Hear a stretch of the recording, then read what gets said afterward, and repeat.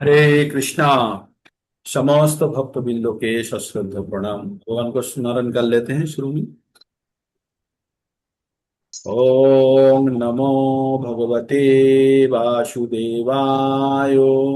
ओम नमो भगवते वासुदेवाय। ओम नमो भगवते वासुदेवाय। ओम अज्ञानतिमिरान्धस्य ज्ञानाञ्जना शलाकया चक्षुरुन्मीलितं येन तस्मै श्री गुरुवे नमः। हरे कृष्णा। समस्त भक्तवृंदों के सश्रद्ध प्रणाम। और एक भगवत गीता का আর একটি ভগবত গীতার সকালের ক্লাস। আমরা ক্লাস বলবো না, বই পঠন বলবো, যেখান থেকে আমরা প্রকৃত জ্ঞান আরোহণ করার চেষ্টা করি। আর আপনাদের সঙ্গে আমরা সবাই মিলেমিশে আমরা এই জ্ঞান ভাগ করে নেওয়ার চেষ্টা করি। যদিও একটা প্রদীপ থেকে যদি আর একটা প্রদীপ জ্বালান তো কখনোই জানবেন না যে ওখানে আলো ভাগ হয়ে গেল, কিন্তু আলোর আহ বৃদ্ধি হলো। তাই একটা পুস্তক থেকে কেউ যদি জ্ঞান অর্জন করে নেয়, ভাববেন না যে এই পুস্তকের জ্ঞান শেষ হয়ে গেল। পুস্তকের যেমন জ্ঞান তেমনই থাকে, যতজন পড়বে ততজনই গ্রহণ করতে পারবে। এটি হচ্ছে সাধারণ ভৌতিক চিন্তা ভাবনা এবং জ্ঞানের মধ্যে পার্থক্য। তাই জ্ঞান যত আপনারা গ্রহণ করবেন এবং বিতরণ করবেন, আপনার মধ্যে কম হবে না। আপাত দৃষ্টিতে আপনার একটু পরিশ্রম হলেও এটির উত্তর উত্তর বৃদ্ধি প্রাপ্ত করবে। তো আমরা ভগবদ গীতা থেকে 5টি বিষয় সম্বন্ধে জানতে পারি। ভগবান অর্জুনকে কুরুক্ষেত্রে যুদ্ধক্ষেত্রে এই পরম জ্ঞান দিয়েছিলেন। তো এই জ্ঞানে প্রবেশ করার জন্য প্রভু 1 মিনিট একটু জপ করিয়ে দিন তো, 1 মিনিট। जय श्री कृष्ण चैतन्य प्रभु नित्यानंद से अद्वैत गदाधर शिवासादि गौर भक्तविंद। हरे कृष्ण कृष्ण कृष्ण हरे हरे, हरे राम राम राम हरे हरे। हरे कृष्ण कृष्ण कृष्ण हरे राम राम राम हरे हरे। हरे कृष्ण कृष्ण कृष्ण हरे राम राम राम हरे हरे। हरे कृष्ण कृष्ण कृष्ण हरे राम राम राम हरे हरे। हरे कृष्ण कृष्ण कृष्ण हरे राम राम हरे हरे। हरे कृष्ण कृष्ण हरे राम राम राम हरे हरे। हरे कृष्ण कृष्ण कृष्ण हरे राम राम राम हरे हरे। हरे कृष्ण कृष्ण हरे राम राम राम हरे हरे। हरे कृष्ण कृष्ण कृष्ण हरे राम राम राम हरे हरे। हरे कृष्ण कृष्ण कृष्ण हरे राम राम राम हरे हरे। হরে কৃষ্ণ। আমি ফেরত চলে এসেছি। Thank you. তো আমাদের ভগবদ গীতার জ্ঞান, আমরা 5টি বিষয় সম্বন্ধে জানতে পারি, যেটি ভগবান অর্জুনকে এই পরম গোপনীয় জ্ঞান কুরুক্ষেত্রে যুদ্ধক্ষেত্রে দিয়েছিলেন। তো আমরা এই কথাগুলি কেন বলি? প্রতিদিন আমাদের যে ভগবদ গীতা প্রতিদিন পঠন করা উচিত। কারণ এখানে ভগবান বলছেন আহ নষ্ট প্রায়শু অভদ্রেষু নিত্যম ভগবত সেবায়া। নষ্ট প্রায়শু অভদ্রেষু, আমাদের ভিতরে যে কলুষতা অভদ্রতা আছে, আমাদের ভিতরে যে নোংরা নোংরা জমে আছে, সেটি নিত্য আমাদের ভাগবত সেবা করতে হবে। ভাগবত সেবা 2 ধরনের হতে পারে, আমি বলছি। তো ভাগবত সেবা করতে হবে, তার মধ্যে একটি সেবা হচ্ছে ভগবত গীতা বা ভাগবতম কা পঠন করা।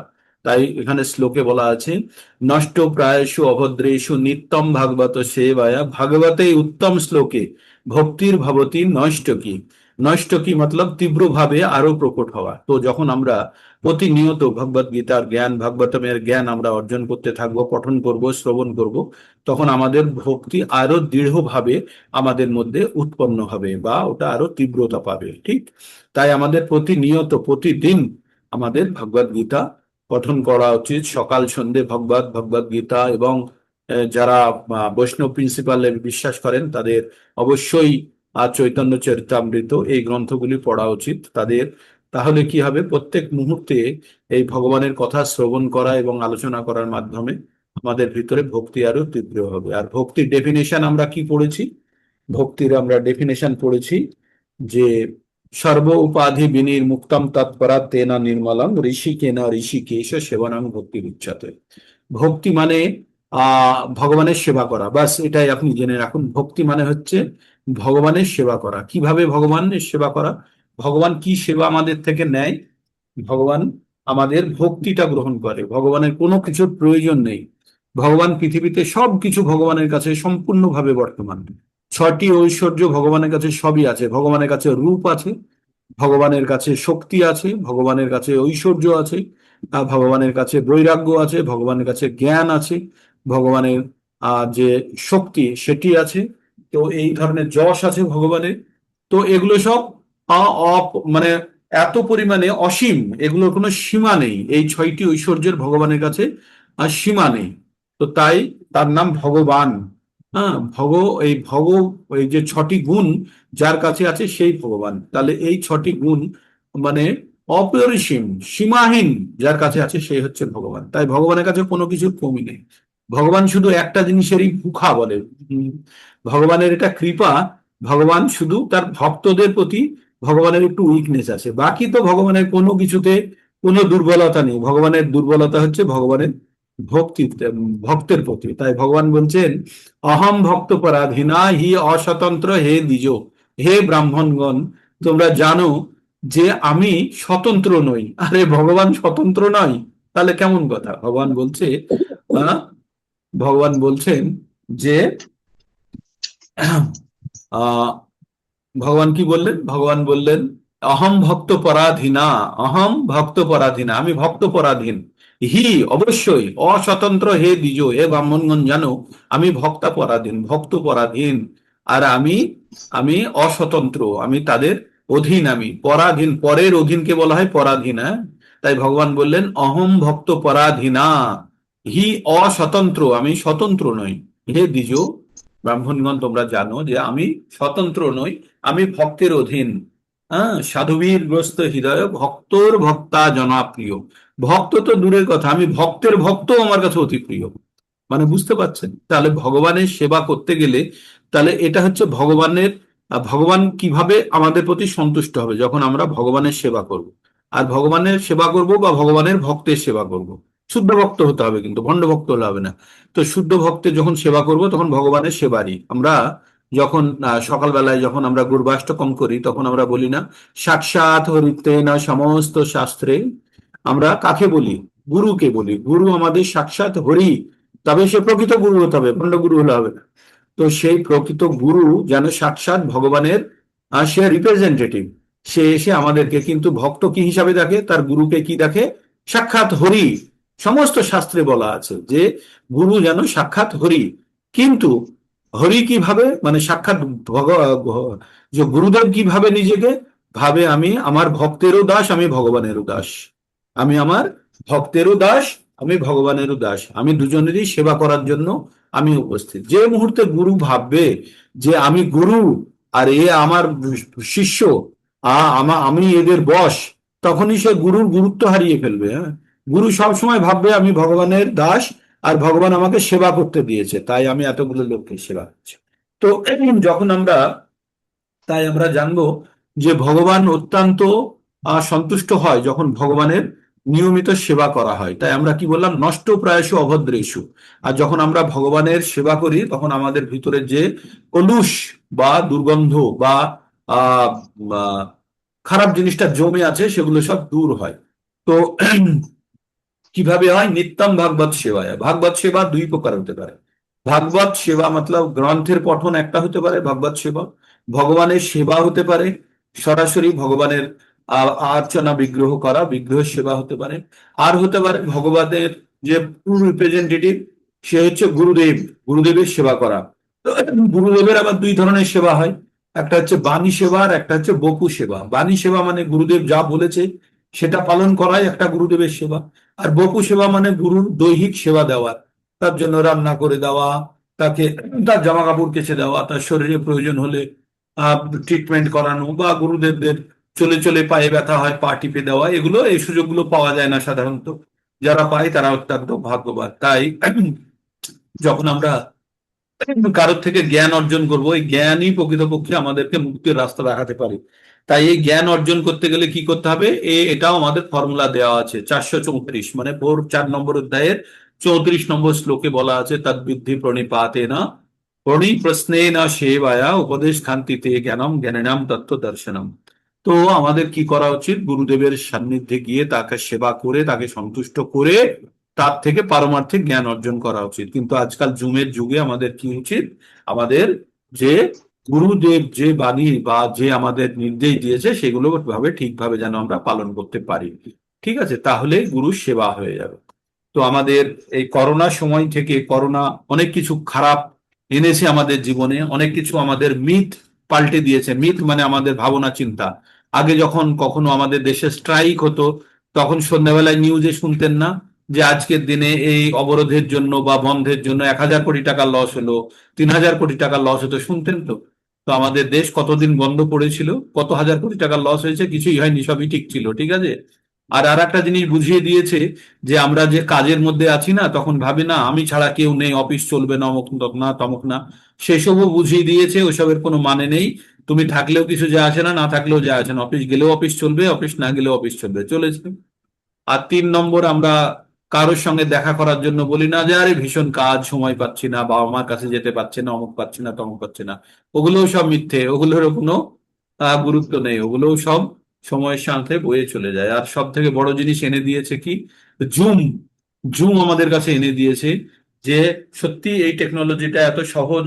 আগে ছিল জুম, কিন্তু এত সহজ ছিল না। তাই সকলের কাছে সহজলভ্য হওয়ার কারণে আমরা এই টেকনোলজিকে ব্যবহার করে আমরা ভগবানের প্রতিনিয়ত গুণ গান, ভগবানের সেবা করার সুযোগ পাচ্ছি বা ভগবান সম্বন্ধে জ্ঞান অর্জন করছি।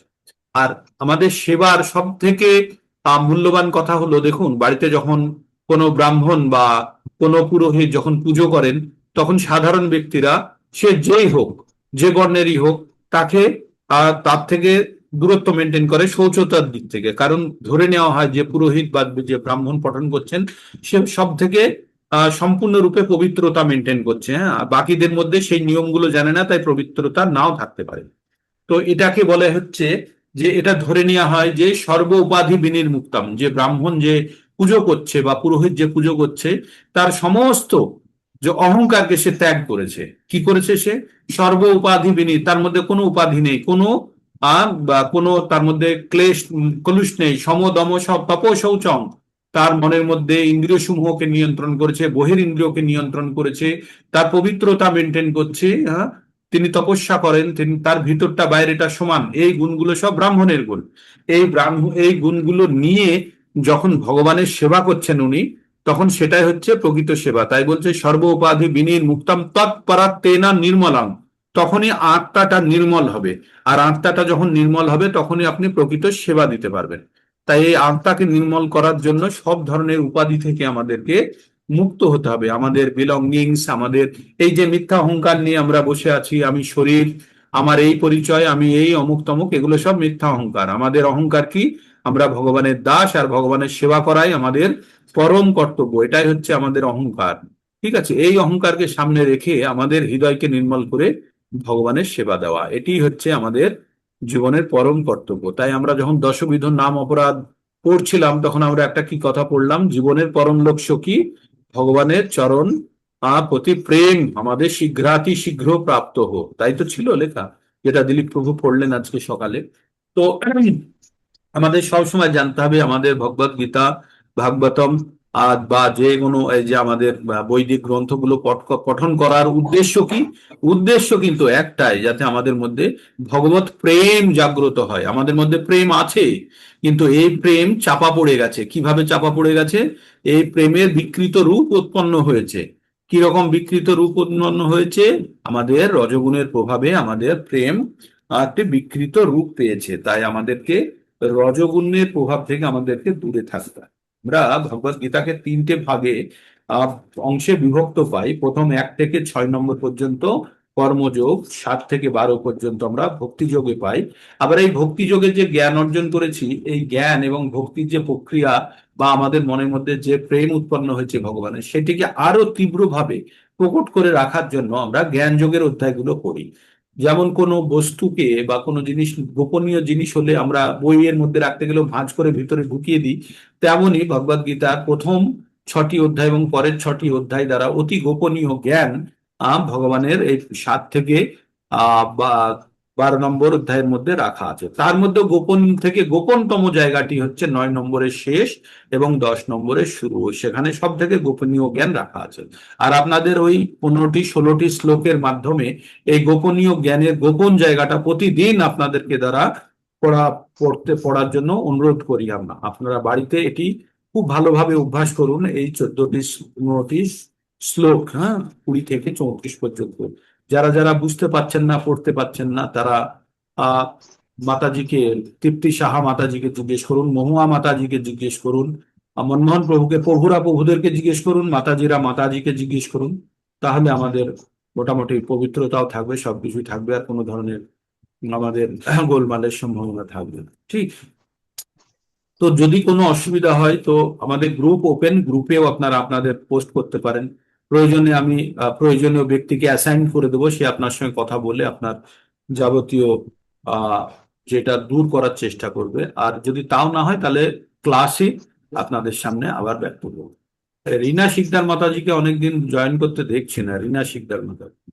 তারপরে আনন্দ প্রভুকেও দেখছি না, আনন্দ প্রভু কই আছে, আনন্দ প্রভু জয়েন করছেন, অনেককেই দেখতে পাচ্ছি না।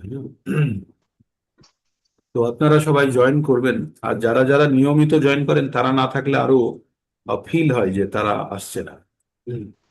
তো আমরা 17 নম্বর অধ্যায়ের মধ্যে রয়ে গেছি। কালকে আপনাদেরকে আমি 10টা শ্লোক পর্যন্ত পড়ে ফেলেছিলাম, সম্ভবত কতগুলো শ্লোক পড়ে ফেলেছিলাম।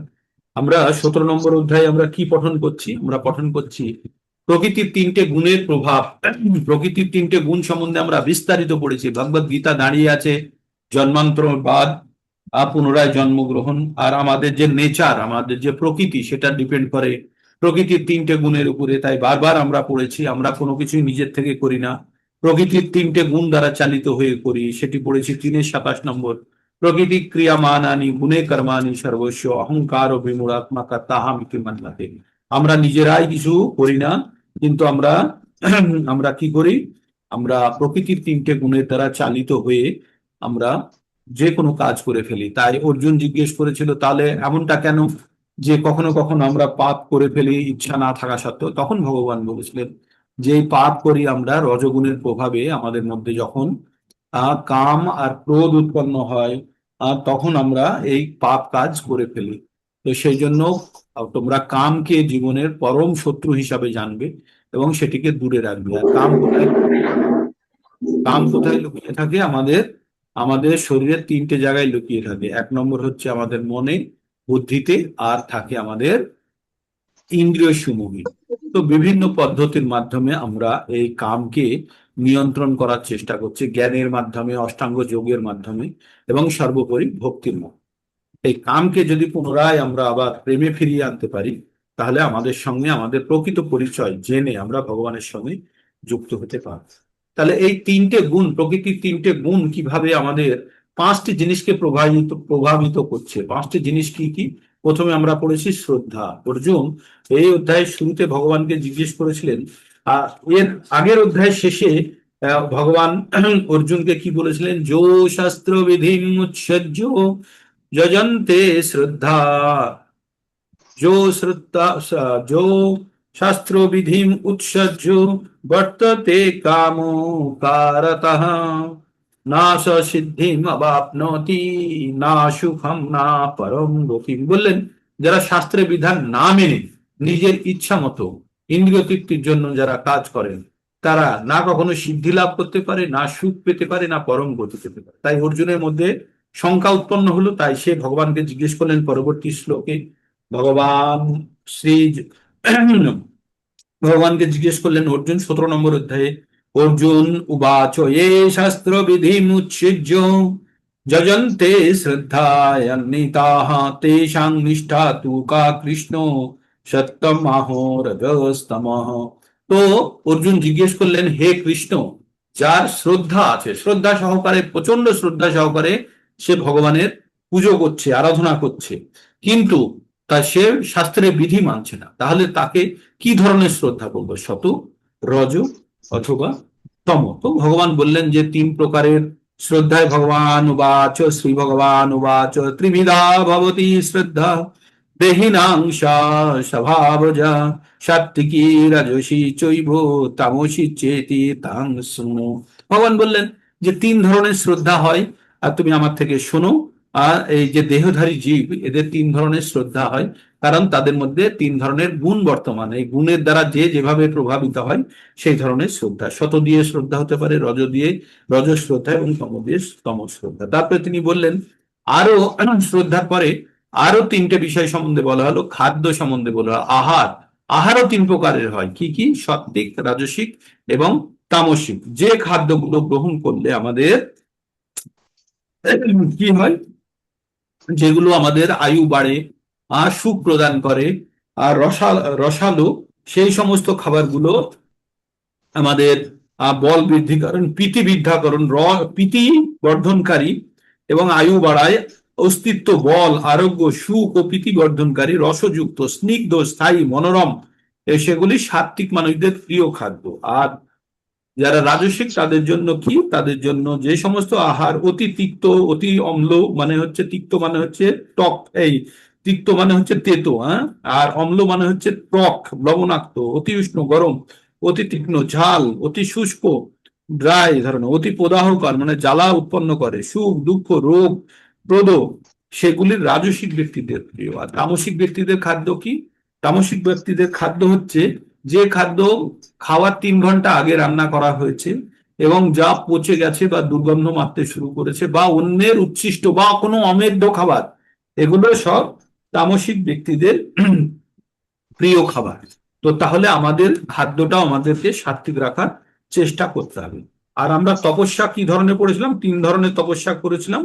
যে তপস্যা হচ্ছে, যে তপস্যা কোনো ফলের আশা না করে তপস্যা করা হয় একটা। আর একটা হচ্ছে যে অন্যের ক্ষতি করার জন্য একটা তপস্যা। আর একটা হচ্ছে যে যে শরীরের আহ, ক্লেশের ভয়ে, যে ছেড়ে দিলাম, তপস্যা করলাম না, সব রাজসিক। আর অন্যের ক্ষতি করার জন্য যে তপস্যা করাই আমরা, সেগুলো হচ্ছে তামসিক তপস্যা। এবার আমরা পড়বো এবার আমরা পড়বো যেখানে যজ্ঞ, হ্যাঁ, যজ্ঞ 3 প্রকার। আমরা এখানে মোট 5টি বিষয়ের উপরে পড়বো, মাথায় থাকে যেন: শ্রদ্ধা, আহার, যজ্ঞ, দান আর তপস্যা। ঠিক আছে? যজ্ঞ, এই শ্রদ্ধা, আহার, যজ্ঞ, দান, তপস্যা। খুব সুন্দরভাবে মনে রাখবেন, যজ্ঞ, দান, তপস্যা, এই 3টেকে সবসময় সিরিজে রাখবেন, একসঙ্গে রাখবেন। এই 3টে খুব বারে বারে ইউজ করবেন আপনারা, যজ্ঞ, দান, তপস্যা। তাই 3টে একসঙ্গে থাকলো। আর কি থাকলো? শ্রদ্ধা আর আহার। এই 5টি বিষয়ের উপরে 3টে গুণের প্রভাব পড়বো। তো এখন আমরা যেটা পড়তে যাচ্ছি যে যজ্ঞ, কি কি ধরনের যজ্ঞ হয়। তাই 11 নম্বর থেকে আমরা পড়তে যাব। অফলা অফলাকাঙ্ক্ষী যজ্ঞ বিধিদিষ্ট ইজ্জতে জ্যেষ্ঠব্য মে বেতি মন সমাধায় চ সাত্বিকে সাত্বিকঃ। কাঙ্ক্ষিভি যজ্ঞ অফলাকাঙ্ক্ষিভির্যজ্ঞ বিধিদিষ্ট ইজ্জতে জ্যেষ্ঠভ্য মে বেতি মনো জ্যেষ্ঠভ্য মে বেতি মনঃ সমাধায় সাত্বিকঃ। তো ভগবান বললেন ফলের আকাঙ্ক্ষা রহিত হয়ে, মানে আমরা কোনো কাজ করছি নিষ্কাম, ফলের আকাঙ্ক্ষী রহিত ব্যক্তিগণ শাস্ত্রের বিধি অনুসরণ করে, আপনাকে বিধিদিষ্ট, শাস্ত্রে বিধি থাকতে হবে, যজ্ঞ অনুষ্ঠান করা কর্তব্য। এইভাবে মনকে একাগ্র করে যে যজ্ঞ অনুষ্ঠিত হয় তার সাত্বিক যজ্ঞ। সাত্বিক যজ্ঞ তাহলে কি হলো? যে ফলের আকাঙ্ক্ষা না চেয়ে আমরা এই যে সকালবেলায় জপযজ্ঞ করি, আপনারা জপযজ্ঞের মাধ্যমে কিন্তু কিছু চাইবেন না যে এই জপ করছি ভগবান তোমার অনেক উপকার করে দিলাম, আমাকে এটা দেওয়া উচিত, এইসব কিছু নেই। জপ করছেন ভগবানের থেকে প্রেম পাওয়ার জন্য, আর এটা কখনো, এই চাওয়াটা সবসময় চাইতে পারেন আপনি। তাই জপ যখন করছেন, আর অন্য কোনো চাওয়া যেন আপনার মধ্যে না থাকে। আর এটা বিধি অনুসারেই আমরা করছি, পবিত্র হয়ে আমরা স্নান টান করে, পবিত্র হয়ে, পবিত্র ভাবে আমরা ভগবানের পবিত্র নামে জপ করছি। ঠিক? তো এগুলো এগুলো হচ্ছে শাস্ত্রে বিধান দেওয়া আছে। তো এই ধরনের যজ্ঞ যখন করা হয় তাকে বলা হয় সাত্বিক যজ্ঞ। ঠিক? এবার রাজসিক যজ্ঞ কাকে বলে? যে অভিসন্ধায় তু ফলং ব্রহ্মাত্মপি চৈব জাত ইজ্জতে ভারত শ্রেষ্ঠ যজ্ঞম বিদ্ধি রাজসম। এই বৃদ্ধি কথাটার অর্থ জানবে। বৃদ্ধি মানে হচ্ছে জানা, বৃদ্ধি মানে হচ্ছে জানা। তো এই যে বৃদ্ধি প্রাপ্ত সনাতনম, এরকম জানবেন, বুদ্ধির বুদ্ধিমতামস্মি, তেজস্বী তেজ নাম আহম। তো অনেক জায়গাতে বৃদ্ধি আর স্ম এই দুটো কথা খুব শুনবেন ভগবান বলবেন। তো অভিসন্ধায় তু ফলং, অভিসন্ধায় তু ফলং ব্রহ্মার্থমপি চৈব যৎ ইজ্জতে ভারত শ্রেষ্ঠ তং যজ্ঞং বিদ্ধি রাজসম। তো এই শ্লোকের মধ্যে থেকে আপনারা ধীরে ধীরে অর্থ বার করতে শুরু করবেন বিনা অনুবাদ দেখে। এখানে দেখুন অভিসন্ধায়, অভিসন্ধায় মানে আমরা অভিসন্ধি বলি না, সেই কথাটি অভিসন্ধায় মানে হচ্ছে অভিসন্ধি ইচ্ছা, তু কিন্তু, ফলং মানে ফল, দম্ভার্থপি দম্ভ সঙ্গে, চৈব যৎ যেভাবে দম্ভের সঙ্গে যখন করা হয়, ইজ্জতে মানে পুজো করা হয়, হ্যাঁ, ভারত শ্রেষ্ঠ হে ভারত শ্রেষ্ঠ যজ্ঞং বিদ্ধি রাজসম, জানবে এইরকম যজ্ঞকে রাজসী যজ্ঞ বলা হয়। তো কি বলছে, হে ভারত শ্রেষ্ঠ ফল কামনা করে অথবা দম্ভ প্রকাশের উদ্দেশ্যে যে যজ্ঞ করা হয় তাকে রাজসিক যজ্ঞ বলা হয়। তাহলে বুঝতে পারলেন আপনারা, সাত্বিক যজ্ঞ মানে হচ্ছে ফলের কামনা না করে বিধি নিয়ম অনুসারে যখন আমরা শৌচতা মেনটেন করে একাগ্র চিত্তে যখন আমরা যজ্ঞ করি সেটি হচ্ছে সাত্বিক। আর এখানে হচ্ছে ফলের কামনা অথবা দম্ভের সঙ্গে আমি অমক, আমি যজ্ঞ করব, আমি বলবান, আমি সুখী, আসুরি স্বভাব ব্যক্তিদের পড়েছিলাম না, সেখানে গুণগুলি ছিল। তো তাই ফলের আশা কামনা করে অথবা দম্ভ প্রকাশের উদ্দেশ্য করে যজ্ঞ অনুষ্ঠিত হয় তাকে রাজসিক যজ্ঞ বলে। এই যে আগে রাজসূয় যজ্ঞ হতো, অশ্বমেধ যজ্ঞ হতো, এগুলো সব রাজসিক যজ্ঞ, এগুলো সব ফলের আশা করে যজ্ঞ করা হতো, ঠিক আছে, এগুলো কোনোটা সাত্বিক যজ্ঞ নয়। ঠিক আছে, এবার তামসিক যজ্ঞ শুনুন। তামসিক যজ্ঞ হচ্ছে বিশ্বকর্মা পুজোর দিনে বাড়িতেই নিজে ধূপ জ্বালিয়ে একটু গাড়ির চাকাতে একটু জল দিয়েছেন, দিয়ে একটু ঘুরিয়ে রেখে দিলেন, হয়ে গেল। এটি হচ্ছে তামসিক যজ্ঞ। কেমন?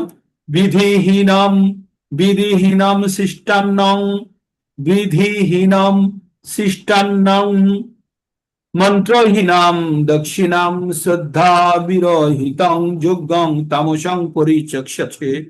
বুদ্ধিহীনাম শিষ্টান্নং মন্ত্রহীনাম দক্ষিণাম শ্রদ্ধা বিরহিতং যজ্ঞং তামসং পরিচক্ষতে।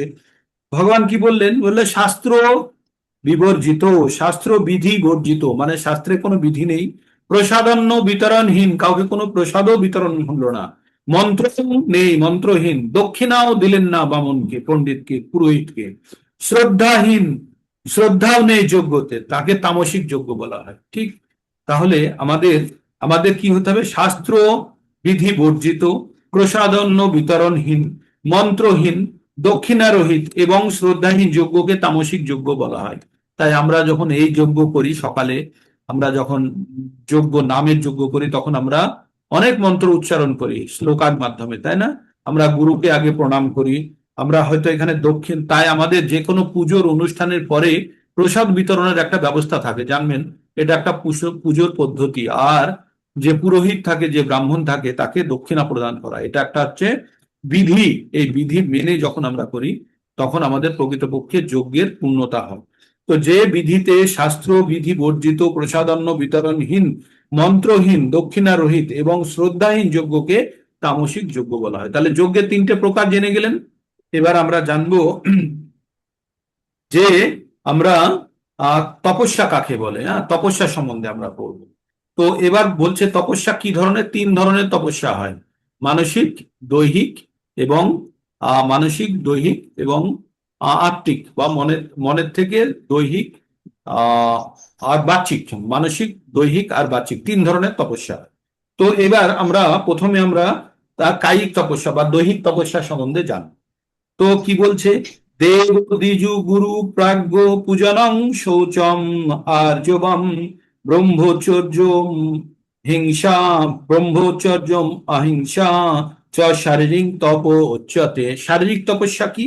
যখন ব্রাহ্মণ, দ্বিজ মানে দেবতা, ব্রাহ্মণ, তারপরে গুরু বা প্রাজ্ঞ অর্থাৎ পূজনীয় ব্যক্তিদের যখন আমরা পুজো করব, কিভাবে? শৌচ মানে পবিত্রতা রক্ষা করে সরলতার সঙ্গে, আর কি করব? ব্রহ্মচর্য পালন করব, অহিংসা পালন করব। এগুলোকে কি বলা হয়?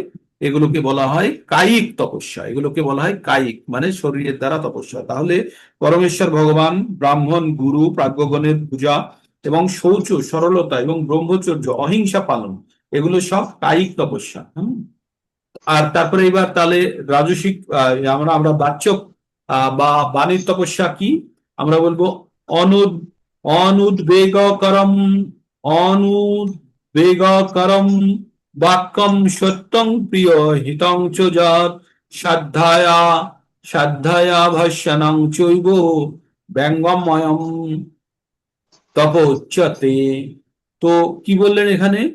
আহ অনুদ্বেগকর মানে যেগুলো উদ্বেগ প্রদান করে না এমন, বাক্যম মানে যে বাক্য, তাহলে কি বললো? অনুদ্বেগকারী, যেগুলো উদ্বেগ উৎপন্ন করে না, সত্য, প্রিয় অথচ হিতকর, প্রিয় অথচ হিতকর বাক্য এবং বৈদিক শাস্ত্র পাঠ করাকে বাচিক তপস্যা বলে। এই যে আপনারা পঠন করছেন বা শ্রবণ করছেন, এগুলো সব বাচিক তপস্যার মধ্যে পড়ে। আর সত্য কথা বলাটাও একটি কিন্তু বাচিক তপস্যা।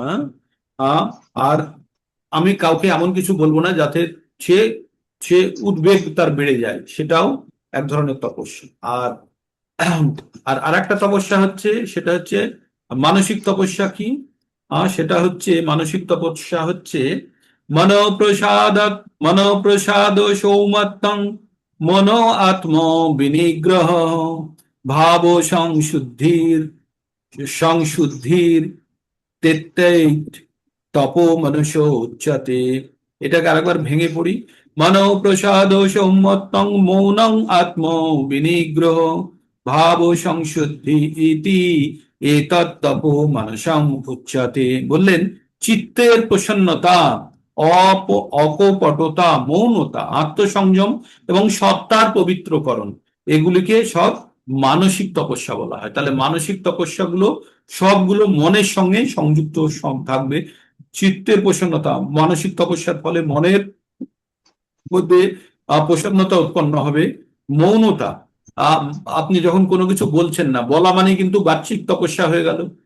তাই বলছে মৌনতা থাকবে। আত্মসংযম, নিজেকে সম্পূর্ণরূপে সংযম করে সত্তার পবিত্রকরণ। ওইখানে কি বলা হয়েছিল? সর্ব উপাধি বিনির্মুক্তং তৎপরাত্মে না নির্মলম।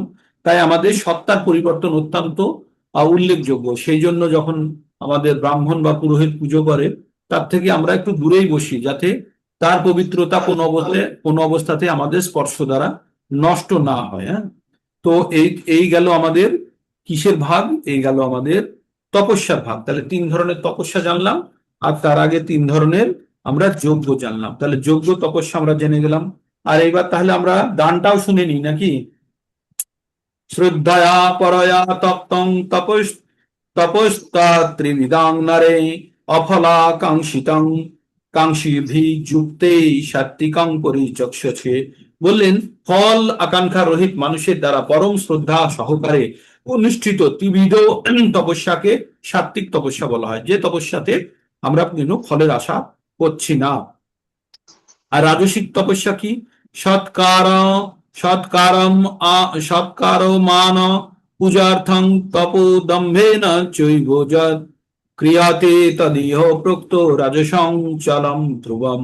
বললেন শ্রদ্ধা সম্মান পূজা লাভের আশায় দম্ভ সহকারে যে তপস্যা করা হয়, তাকে এই জগতে অনিত্য এবং অনিশ্চিত রাজসিক তপস্যা বলা হয়। যে অন্যের থেকে মান পাওয়ার জন্য বা দম্ভ সহকারে যে তপস্যা করা হয়, তাকে কি বলা হয়?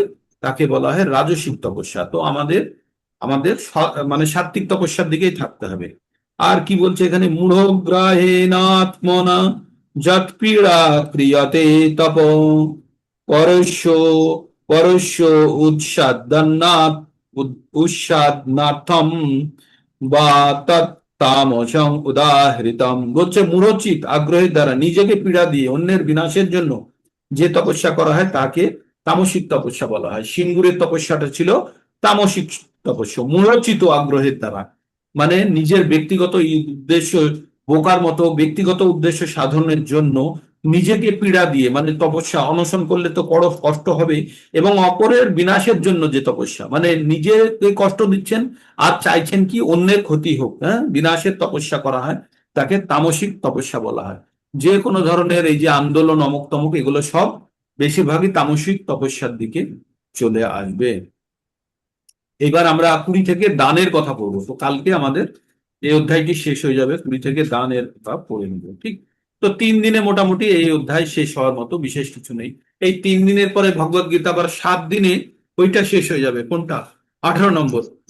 তাহলে আমাদের কালকে আর 8 দিন সময় থাকলো, তারপরে ভগবদ গীতা আবার প্রথম থেকে শুরু হয়ে যাবে। কোথায় থেকে শুরু হবে? আবার প্রথম থেকে শুরু হবে। 140 দিনের কোর্সটা শুরু হবে। তো যারা যারা 140 দিন কমপ্লিট করে ফেলছেন, তারা আপনাদের আবার নির্দিষ্ট সিদ্ধান্ত নিতে পারেন যে পরবর্তীতে আপনারা কন্টিনিউ করবেন কিনা।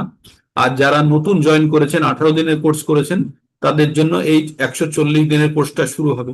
18 দিনের যারা গ্রুপে আছে, যাদেরকে আপনারা রেকমেন্ড করেছিলেন, অনেকেই হয়তো এখন নিষ্ক্রিয় হয়ে গেছে ওই গ্রুপে। তারা ভাবছে বুঝি আমাদের পড়াশোনা হয়ে গেছে, ছেড়ে দাও। না, তাদেরকে উৎসাহিত করে এই গ্রুপে যুক্ত করুন এবং তাদেরকে বলুন যে প্রতিদিন সকালবেলায় 5টা 15 থেকে 6টা 5 পর্যন্ত আমাদের ভগবদ গীতার 140 দিনের কোর্সটা চলতে থাকবে। মিস করলে খুব মুশকিল। এভাবে তাদেরকে উৎসাহিত করুন। একদিন দুদিন অনেকেই জয়েন করছে, মৌসুমী মাতাজি জয়েন করছে, কবিতা মাতাজি জয়েন করছে, অনেকেই জয়েন করছে, যারা পান্ডা প্রভুজি জয়েন করছে। অনেকেই যারা জয়েন করছে না, তাদেরকে একটু উৎসাহিত করুন এবং এই পরম জ্ঞান আপনাদের তাদের কাছে পৌঁছে দিতে হবে। এবং আপনারা শিওর থাকুন, তারাও একদিন এই জ্ঞান উপলব্ধি করে বা জ্ঞান প্রাপ্ত করে আরো অন্যকে জানাবে। এইভাবে পরম্পরাতেই এই জ্ঞান প্রবাহিত হয়। তাই আমাদের সব সময় সক্রিয়ভাবে এই জ্ঞান অন্যের কাছে পৌঁছানোর জন্য চেষ্টা করতে হবে। ঠিক? তো আপনারা যারা যারা 140 দিনের পড়লেন এখন, আশা করি আপনাদের ভালো লেগেছে এবং আপনারা আশা করি ছেড়ে যাবেন না এই অভ্যাস থেকে। যদি আর একদমই ভালো না লাগে তাহলে তো কোনো জোর নেই, কিন্তু আশা করি আপনারা এই সকালের অনুষ্ঠানটি সামগ্রিকভাবে ভগবদ গীতা পঠন এবং মঙ্গল আরতির অনুষ্ঠানটি আপনারা আশা করি বেশিরভাগই আপনারা উপভোগ করেন, তাই না? আর যখন কোনো জিনিস মনে করুন ভগবানেরও কাজ হচ্ছে আর আপনারা আনন্দ লাগছে, তার থেকে ভালো কিছু হতে পারে? হতে পারে না। তো আমার তো তাই মনে হয়, এতে আমার নিজস্ব ভালো লাগা থাকে এবং আশা করি আপনাদেরও ভালো লাগে। যদি কারো ভালো না লাগে হাত তুলে দেখান তো কার ভালো লাগে না। আশা করি হাত উঠবে। উঠবে? উঠবে। কার ভালো লাগে না? কষ্ট করে কারা করছেন, যে মনের সঙ্গে প্রতিদিন সংগ্রাম করতে হয়, পাচ্ছি না, এরকম কেউ আছেন? যদি থাকেন তাহলেও আপনি জিতবেন। কারণ কি বলুন তো, আপনি যে সংগ্রামটি করছেন এই সংগ্রামের ফল আপনার ফেভারে আসবে। আমাদের যে কোনো জায়গাতে সাকসেস পেতে গেলে প্রথমে তো কষ্ট করতেই হয়, তাই না? যে ছাত্ররা স্কুলে ভালো রেজাল্ট করে তারা জানবেন ভোরে উঠে চুপ করে পড়ে নিচ্ছে, অন্যরা কেউ জানতেই পারে না। হুম। তারা গোপনে গোপনে নিজের কাজটি কিন্তু করে নেয়। তাই আপনাদের সকাল সকাল ব্রহ্ম মুহূর্ত থেকে শুরু করে এখন পর্যন্ত ভগবত কথা, ভগবানের জপ, ভগবানের কীর্তন, এগুলো আমরা করি এই জন্যই, যাতে আমাদের আত্মা শুদ্ধি হয় আর আমরা ধীরে ধীরে প্রকৃত জ্ঞান অর্জন করে এই মানব জীবনের প্রকৃত উদ্দেশ্য সাধন করতে পারি। আমাদের মানব জীবনের উদ্দেশ্য ভুলে গেলে হবে না। আমাদের আহার নিদ্রা ভয় মৈথুন নয়, তার বাইরে আছে ধর্ম। আর মানুষের ধর্ম কি? জীবের এই স্বরূপ হয় কৃষ্ণের নিত্য দাস। তো আমাদের ভগবানের আমরা চিরন্তন দাস। তাই সর্বোচ্চ আমরা প্রত্যেকে কারো না কারো দাস, কারো না কারো দাসত্ব করি আমরা। হয় ইন্দ্রিয়ের দাসত্ব করি, না হলে বাবার দাসত্ব করি, না হলে মায়ের, না হলে স্বামীর, না হলে স্ত্রীর, না হলে সন্তানের, না হলে এমএলএ এর, এমপির, না হলে প্রধানমন্ত্রী, কারো না কারো দাসত্ব করছি। তো দাসত্ব যদি করতে হয়, আমরা কেন সর্বোচ্চ ব্যক্তি, সব থেকে শক্তিশালী ব্যক্তির দায়িত্ব আমরা দাসত্ব করবো না? তাই আমরা আমরা নিজেদেরকে ভগবানের দাস হিসাবে নিজেদেরকে প্রতিপন্ন করার চেষ্টা করছি। ঠিক এটাই আমাদের জীবনের পরম উদ্দেশ্য। তো কারো কিছু প্রশ্ন, কোনো জিজ্ঞাসা, আপনারা ক্যামেরা অন করতে পারেন সঙ্গে। আর যারা দেরিতে জয়েন করছেন তারা একটু চেষ্টা করুন যাতে ক্লাসটা এই অন্তত ভগবদ গীতার ক্লাসটা শুরু হওয়ার আগে যাতে আপনারা জয়েন করে যেতে পারেন। মঙ্গল আরতি হয়তো, আচরণ আরতি, এগুলো হয়তো পার্টিসিপেট করতে পারছেন না, ঠিক আছে, তবু আপনারা 5টা 5-এর মধ্যে জয়েন করে যান, তাহলে আপনারা ভগবদ গীতা, বা 5টা 10-এ হলেও চলবে। আপনারা জয়েন করে যান। আপনারা করেন, তবুও 2-1 জন দেরি করে ফেলেন, জানি আপনারা সংসার জীবনে আছেন, অনেক কষ্ট। তো আর ক্যামেরা অন হবে না কারো? ক্যামেরা অন হবে না? কারো কোনো প্রশ্ন থাকলে, মনের মধ্যে থাকলে বলতে পারেন এক্ষুনি, অথবা আমরা তাড়াতাড়ি শেষ করব। হরে কৃষ্ণ কৃষ্ণ কৃষ্ণ হরে হরে, হরে রাম রাম রাম হরে হরে কৃষ্ণ। স্ন্যাপশট একটা হয়ে গেছে, স্ন্যাপশট। তো যারা, কারো কোনো প্রশ্ন, কোনো জিজ্ঞাসা কিছু নেই? অন্য প্রভু কোনো ইনফরমেশন? প্রভুজি, এই মৌসুমী মাতাজি কোন গ্রুপে আছেন? উনি কি ওই নিত্যম ভাগবতে আছেন? সেটা জানাচ্ছি। তাহলে ও, অবশ্যই সম্পূর্ণ ভগবদ গীতায় নেই, হ্যাঁ, সম্পূর্ণ ভগবদ গীতায় নেই মৌসুমী মসুর। রায় বলে আমি পাচ্ছি না, ওই জন্য তো কে আহ, জয়েন করেছে ওনাকে নিত্যম ভাগবতে করতে হবে, কানেক্ট করতে হবে, সেই তো জন্য। যারা যাদের যাদের একটা আমাদের একটা গ্রুপ আছে নিত্যম ভাগবত সেবা, যেটা একদম পিওর ডিভোটিজের জন্য। আগে অনেক লোক আছে যারা আসে চলে যায়, তাদেরকে আমরা ওই গ্রুপে নিই না, হ্যাঁ? ওই গ্রুপে নিই যখন যারা নিয়মিত ভাবে এই মধ্যে থাকে, টেস্ট করায়, যারা পাস হয়ে যায়, তারপরে আমরা ওই গ্রুপে নিয়ে নিই। নিত্যম ভাগবত সেবায় যারা যারা নেই, যে গ্রুপটিতে আপনাদের মধ্যে যারা যারা নিত্যম ভাগবত সেবা বলে একটা গ্রুপ আছে, ওই গ্রুপে যারা যারা নেই, সেই গ্রুপে আপনারা এখন জানতে পারবেন দেখলে। আপনারা নিত্যম ভাগবত সেবায় যারা যারা নেই, তারা তারা বন্ধন প্রভুকে ইনফরমেশনটা দিয়ে দিন, ওই গ্রুপে আপনাদেরকে অ্যাড করা হবে। ওই গ্রুপটা হচ্ছে আমাদের মূল গ্রুপ, এটি বাছাই করা গ্রুপ। আর বাকি গ্রুপগুলো সব টেম্পোরারি গ্রুপ, মানে নিই দেখি কেউ থাকলো না, তাহলে আমরা তার প্রতি গুরুত্ব দিই না। যত কিছু বিশেষ আমরা ইনফরমেশন সব নিত্যম ভাগবততে থাকে, অনেক ইনফরমেশন থাকে যেগুলো অন্য গ্রুপে থাকে না। তাই আপনাদেরকে অনুরোধ, যারা যারা নিত্যম ভাগবত সেবা বলে গ্রুপটিতে নেই, তারা তারা মনমোহন প্রভুর কাছে, বা আপনারা যে গ্রুপে আছেন সেই গ্রুপেই আপনারা লিখুন, প্লিজ অ্যাড মি ইন নিত্যম ভাগবত সেবা গ্রুপ, তাহলে আপনাদেরকে ওই গ্রুপে অ্যাড করে নেব, ঠিক আছে? এই যারা নিয়মিত যোগদান করে তাদের জন্য এটা। হুম।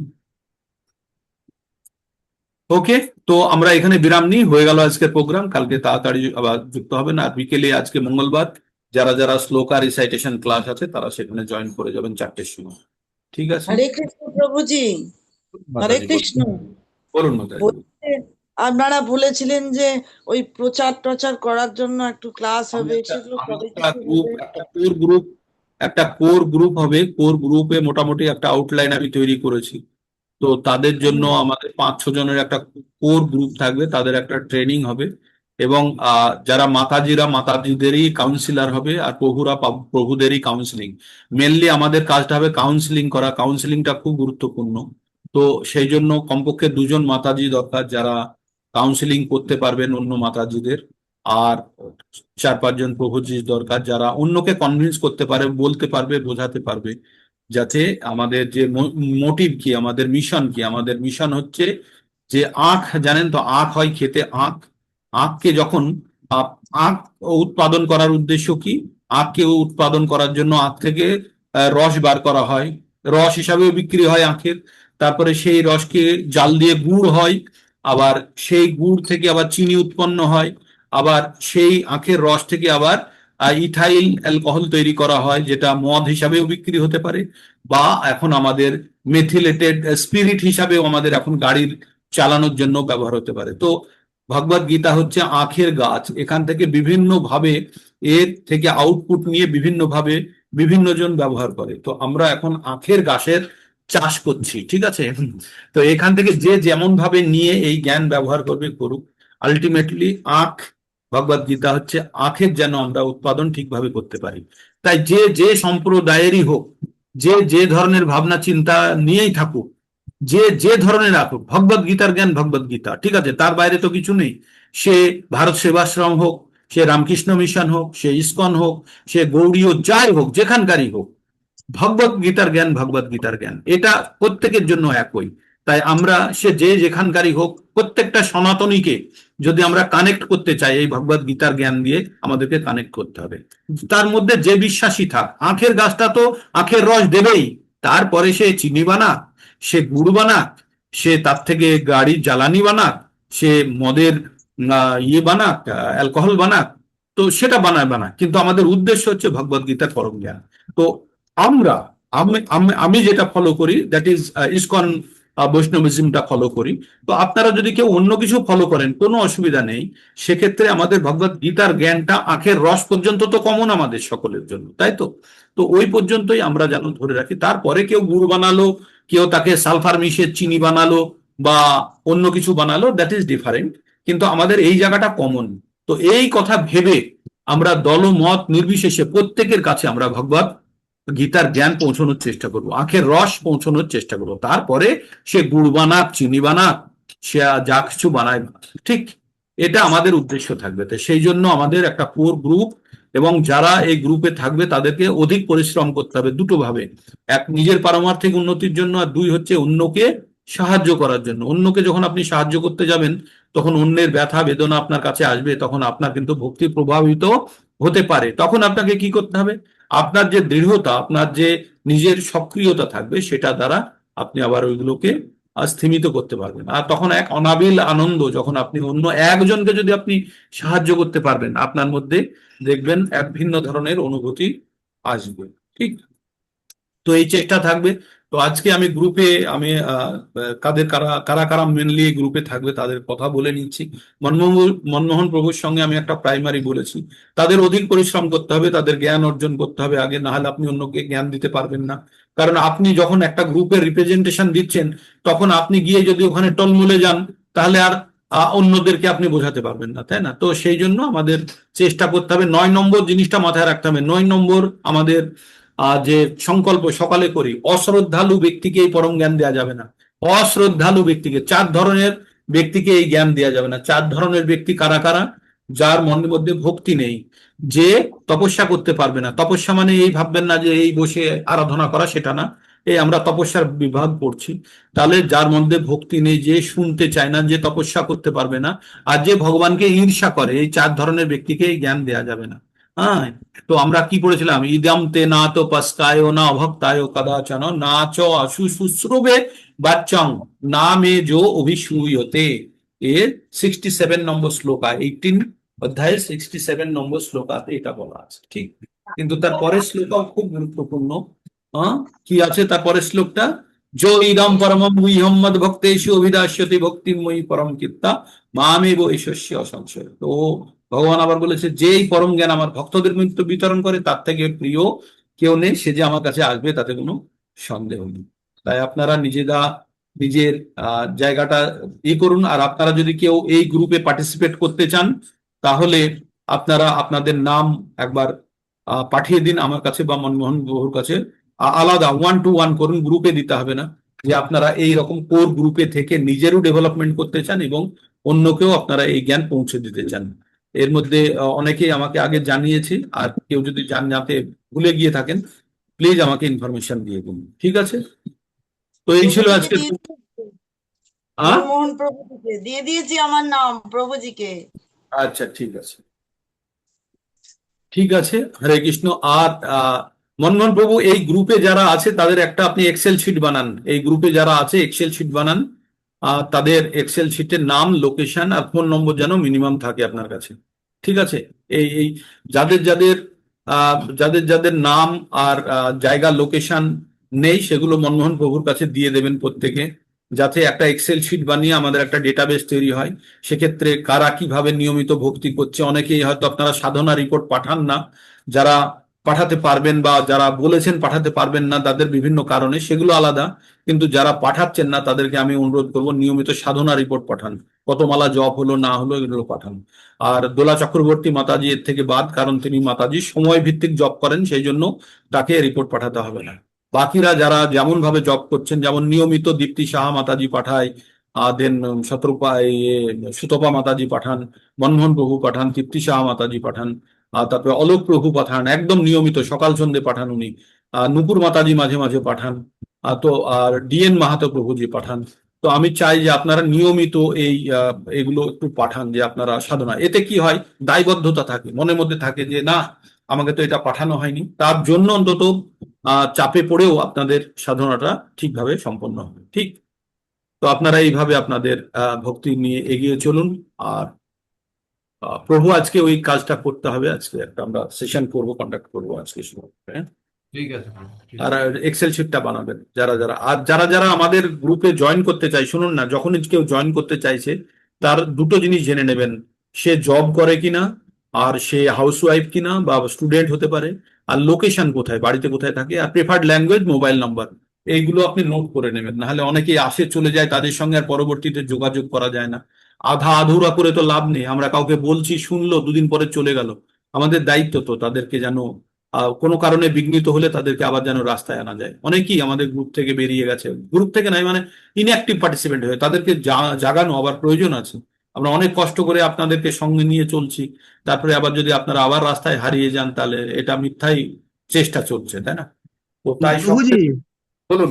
প্রভু, আমার নিত্যম ভাগবতমের নামটা রাখবেন দয়া করে। আচ্ছা, বন্ধন প্রভুর কাছে আপনারা গ্রুপে লিখুন, যে যে গ্রুপে আছেন সেই সেই গ্রুপ থেকে লিখুন নিত্যম ভাগবতমে আমাকে যোগ করা হোক বলে, অন্তত এই গ্রুপে যারা প্রভু আছেন। আপনি আছেন, জগন্নেশ্বর প্রভু আছেন আপনি। আচ্ছা, হ্যাঁ, আমি ওটা সন্দেহ সন্দেহ হচ্ছে আছে কিনা। হ্যাঁ হ্যাঁ প্রভুজি, ঠিক আছে, আছেন। ধন্যবাদ। ঠিক আছে, হরে কৃষ্ণ, হরে ওকে। কৃষ্ণ। আর কারো কিছু বলার নেই? জি, হ্যাঁ বলুন, নেই, বলুন। বলছি নিত্যমে আমি আছি না নেই? আপনি জানবেন তো, আপনার কাছে ওই গ্রুপটা দেখা যায়? আছেন, আপনি আছেন। হ্যাঁ, আপনি হ্যাঁ। রিপোর্ট পাঠান তো, আপনি রিপোর্ট পাঠান না। গ্রুপটা তারা আছেন যারা দেখতে পান না, তারাই লিখুন যে আমি গ্রুপে নেই, আমাকে অ্যাড করা হবে। ঠিক আছে, ওকে। প্রভুজি আমাকে অ্যাড করে দেবেন, হ্যাঁ প্রভুজি আমাকে অ্যাড করে দেবেন। হ্যাঁ, ঠিক আছে, ঠিক আছে। কি নাম চন্দন- মাতাজি? চন্দনা হাজরা। চন্দনা হাজরা। ঠিক আছে, নম্বর অনেকের পাওয়া যাবে না, নম্বরগুলো দরকার আছে, না হলে হবে না। চন্দনা হাজরা মাতাজি আছে নাম্বার আমার কাছে, ঠিক আছে। আচ্ছা, ঠিক আছে, ওকে। তাহলে এখানে বিরাম নিয়ে আজকে, আবার কালকের জন্য। আর সন্ধ্যাবেলায় যারা হরে জয়েন, কৃষ্ণ। হরে কৃষ্ণ। হরে কৃষ্ণ।